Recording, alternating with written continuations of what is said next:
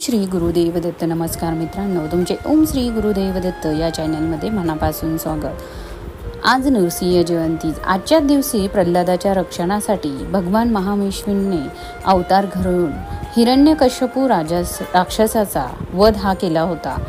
नरसिंह जयंती कथा ही अशी आहे की हिरण्यकश्यपू राजाला प्रल्हाद नावाचा मुलगा होता आणि हिरण्यकश्यपूने घोर तप करून ब्रह्मदेवांना प्रसन्न करून त्याच्याकडे वर मागून घेतला होता की त्याला मरण माणसाकडून किंवा प्राण्यांकडून येणार नाही, दिवसा किंवा रात्री येणार नाही, घरात किंवा घराबाहेर येणार नाही.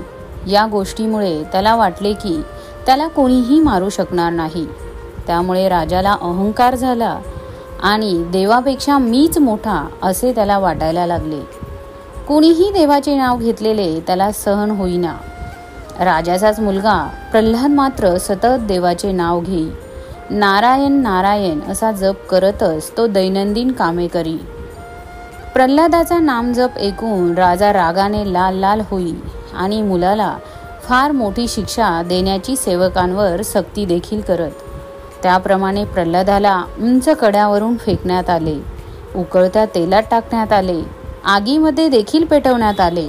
पण सर्व परिस्थितीत प्रल्हाद नारायण नारायण असा जप करतच राहिला आणि प्रत्येक संकटातून भगवान विष्णूंनी म्हणजेच नारायणांनी प्रल्हादला वाचवले.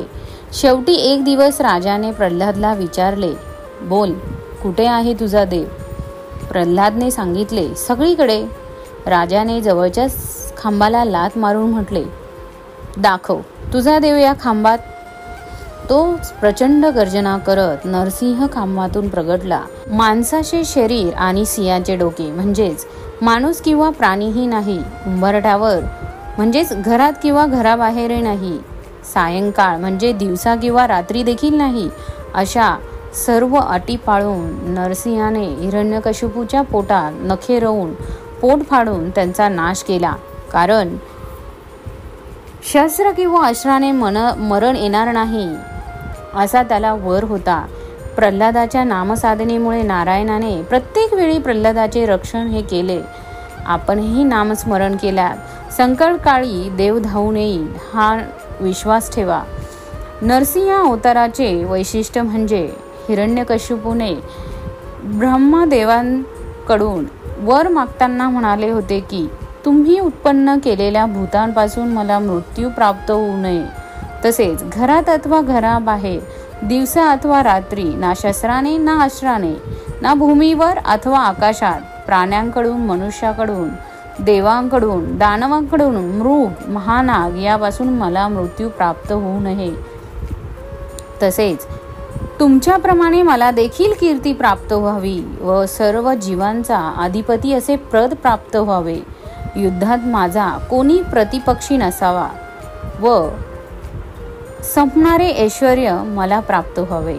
या वराचा मान राखत भगवान विष्णूंनी नरसिंह म्हणजे शरीर मनुष्याचे व मूग सिंहाचे असे रूप धारण केले. हिरण्यकश्यपूला नरसिंहाने न दिवसा ना रात्री ना संध्याकाळी, ना घरात ना बाहेर, तर घराच्या दरवाजात उंबऱ्यावर त्याचा मृत्यू दिला. ना शस्त्र ना अस्त्र, तर त्याला आपल्या नखांनी नरसिंहांनी हिरण्यकश्यपूचे पोट हे फाडले.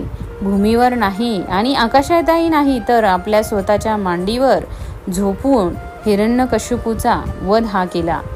असे हे नरसिंहांनी ब्रह्मदेवाचे वचन सत्य केले आणि जनकल्याणासाठी एका क्रूर दैत्याचा अंत देखील केला. मित्रांनो, तुम्हाला जर आजचा व्हिडिओ आवडला असेल तर लाईक करा, शेअर करा आणि सबस्क्राईब करायला मात्र विसरू नका.